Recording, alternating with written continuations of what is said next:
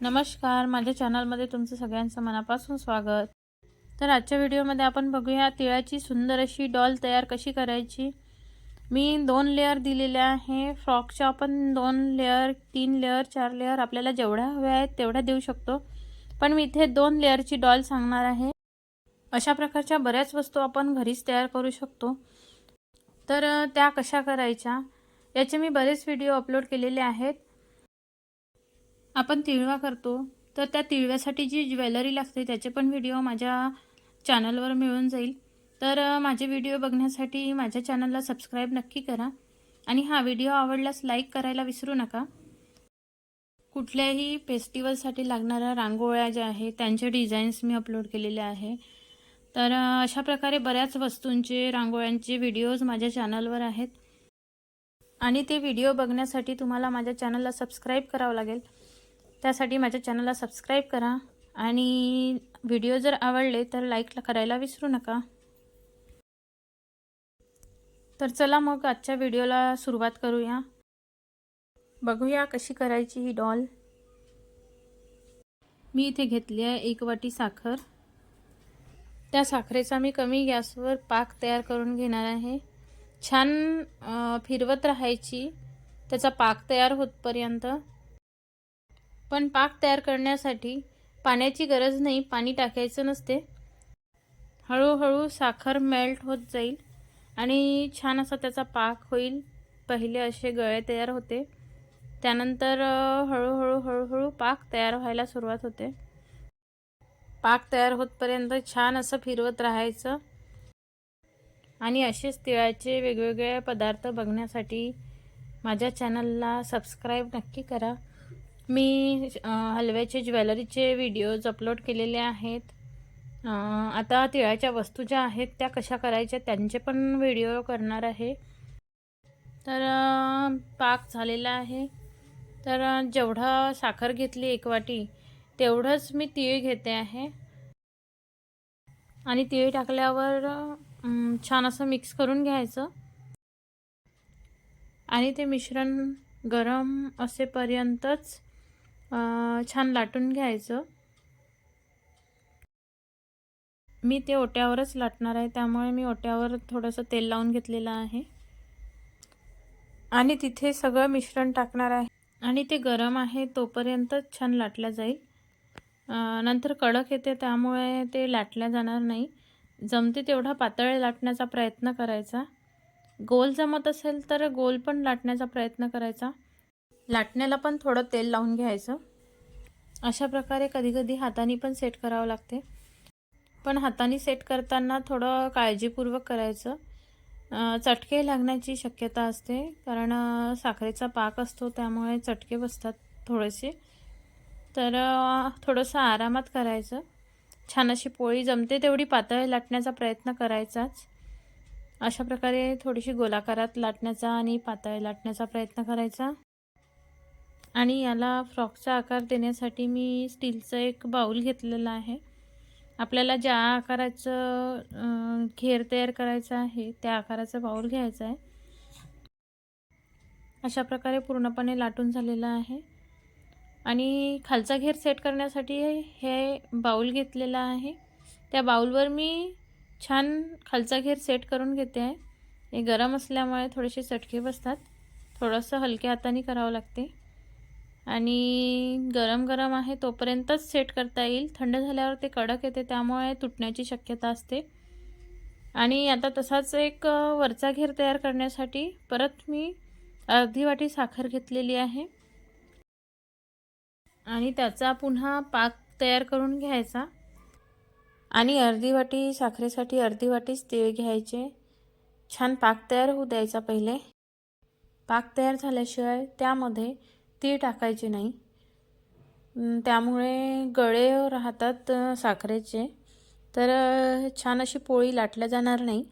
पहिले पूर्ण छान पाक तयार करून घ्यायचा आणि त्यामध्ये मग तीळ घालायचे आणि परत छान मिक्स करून घ्यायचं आणि मग पुन्हा खाली जिथे आपल्याला लाटायचं आहे तिथे थोडंसं तेल लावलेलंच असते, तिथेच परत मी लाटून घेणार आहे। आणि याच्या आपण वेगवेगळ्या वस्तू पण तयार करू शकतो। ज्या आपल्याला संक्रांतीसाठी डेकोरेशनसाठी कामी येऊ शकतात. आणि हे सगळं आपण खाऊ शकतो, फेकायचं काहीच नाही आहे, कारण आपण इथे फेविकॉलचा वगैरे वापर करणार नाही आहोत. आणि आपण संक्रांतीच्या डेकोरेशनसाठी ज्या वस्तूंचा वापर करू शकतो अशा वस्तूंचा व्हिडिओ करून मी शेअर करणार आहे. आणि हा जर व्हिडिओ आवडला तर लाईक नक्की करा आणि माझ्या चॅनलवर पहिल्यांदा आला असाल तर सबस्क्राईब करायला विसरू नका. तर अशा प्रकारे मी ते सारण तिथे टाकलेलं आहे. ते परत गोलाकारात लाटून घेणार आहे. छान असं गरम आहे तोपर्यंतच लाटायचं आहे, कारण थंड झालं की लगेच ते कडक येऊन जाते. अशा प्रकारे छान असं लाटून घ्यायचं, त्याला मध्ये मध्ये सेट करत जायचं. आणि छोटा घेर सेट करायसाठी एक मी छोटं बाऊल घेतलेलं आहे. तर अशा प्रकारे लाटून झालं की लगेच गरम आहे तोपर्यंत त्या बाऊलवर ठेवायची आणि छान असा आकार द्यायचा. पहिले घेतलेल्या बाऊलपेक्षा हे बाऊल थोडं छोटं आहे. अशा प्रकारे दुसरा घेर सेट करून घ्यायचा. अशा प्रकारे आपला दुसरा घेर तयार होईल. आणि तुम्हाला जर तिसरा घेर तयार करायचा असेल तर परत या बाऊलपेक्षा छोटंसं बाऊल घ्यायचं आणि त्यावर परत एक घेर तयार करायचा. अशा प्रकारे 10 मिनिट झाल्यानंतर मी छोट्या बाऊलमधला घेर काढून घेतलेला आहे. त्याचप्रमाणे मोठ्या बाऊलमधला पण घेर काढून घ्यायचा. अशा प्रकारे ते बाऊलला चिपकणार नाही, अलगदच निघेल. आणि ज्या ट्रेमध्ये किंवा प्लेटमध्ये आपल्याला डॉल तयार करायची आहे तिथे तो घेर सेट करायचा. त्यानंतर त्याला एक आपण मध्ये छिद्र तयार करून घेऊया. मी चाकू गरम करून घेते आहे आणि तिथे मधात छिद्र तयार करते आहे. हा पूर्ण व्हिडिओ नक्की बघा, कारण छोट्या छोट्या अशा गोष्टी आहेत की कशासाठी केलेल्या आहेत ते आपल्याला माहिती नसते. अगदी थोडंसं पाहिलं की आपण स्किप करून घेतो, त्यामुळे आपल्याला पूर्ण बनवता येत नाही. तर हे छिद्र मी यासाठी करते आहे की जी डॉल आहे आपल्याला त्यामध्ये ॲडजस्ट करायची आहे. अशा प्रकारे मी डॉलला त्यामध्ये ॲडजस्ट करते आहे. त्यानंतर मी परत साखरेचा पाक तयार करून त्यामध्ये तीळ घालून परत सारण तयार करून घेतलेलं आहे थोडंसं. आणि त्याचा आपण लाटून छान असं वरचा भाग तयार करून घेणार आहोत. डॉलला वरचा टॉप तयार करणार आहोत. आपल्याला जसं हवं असेल तसं टॉप तयार करू शकतो. मी पहिले तिच्या कमरेला एक छान असा घेर तयार करून घेणार आहे. असा गोलाकार तयार करून घेतलेला आहे. त्यानंतर बाकीच्या सारांचं छान रेक्टँगल शेपमध्ये लाटून घेणार आहे. गरम गरम लाटताना थोडंसं तुटते, तर ते हाताने थोडंसं सेट करत जायचं. अशा प्रकारे पातळ होईपर्यंत छान लाटायचं. पण गरम गरम आहे तोपर्यंतच आपल्याला डॉलला सेट करायचं असते, त्यामुळे लवकर लाटायचं. आणि अशा प्रकारे डॉलला छान असं टॉप तयार करणार आहे. सेट करताना थोडा वेळ असं पकडून ठेवायचं, कारण ते थोड्या वेळाने कडक येते, लगेच कडक येत नाही. छान कडक येतपर्यंत त्याला पकडून ठेवायचं आणि कडक आलं की सोडून द्यायचं, ते चिपकून जाते. आणि अशा प्रकारे थोडंसं सेट पण करावं लागते. सेट झालं की मग चिपकलं की मग निघत नाही. अशा प्रकारे आपली सुंदर अशी डॉल तयार झालेली आहे. आता याला डेकोरेशन करायचं आहे. तुम्ही डेकोरेशन कशाने पण करू शकता. चिरंजीचे दाणे लावायचे किंवा रंगीत हलवा असतो त्याचा पण वापर आपण इथे करू शकतो. अशा प्रकारे सुंदर अशी डॉल तयार झालेली आहे. आता आपण जे डेकोरेशनसाठी वापरणार आहोत त्यात तिथे फेविकॉल न वापरता आपण तिथे साखरेचा पाक वापरणार आहोत. मी थोडासा साखरेचा पाक करून घेतलेला आहे आणि त्या साखरेच्या पाकाच्या मदतीने छान चिरंजीचे दाणे जे आहे ते चिपकून घेणार आहे. इथे चिपकवण्यासाठी साखरेच्या पाकाचा वापर केलेला आहे. पाकाऐवजी जर मी इथे फेविकॉल वापरला असता तर हे सगळं वेस्ट झालं असतं. अशा प्रकारे मी सुंदर चिरंजीच्या दाण्याने डॉलला डेकोरेशन करते आहे. आणि माझा हा व्हिडिओ आवडला असेल तर लाईक नक्की करा. अशा प्रकारे सुंदर अशी डॉल तयार होणार आहे।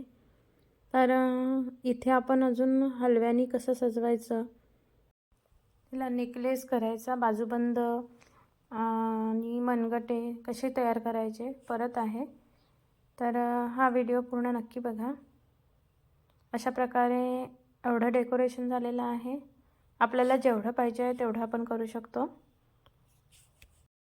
अशा प्रकारे मी रंगीत हलव्याचा वापर करून तिचा नेकलेस तयार करून घेत आहे आणि त्याच हलव्याच्या मदतीने मनगटे आणि बाजूबंद पण तयार करणार आहे। कानाला पण मी बारीक हलव्याचे दाणे चिकून घेतलेले आहे आणि बिंदी पण मी बारीक हलव्याचीच केलेली आहे आणि हाताला मनगटे तयार करणार आहे आणि बाजूबंद पण मी हलव्याचेच तयार करणार आहे। पाक गरम राहते तोपर्यंत हे सगळं चिपकून घ्यायचं। अशा प्रकारे आपण हलव्याची ज्वेलरी तयार केलेली डॉल सुंदर अशी दिसेल।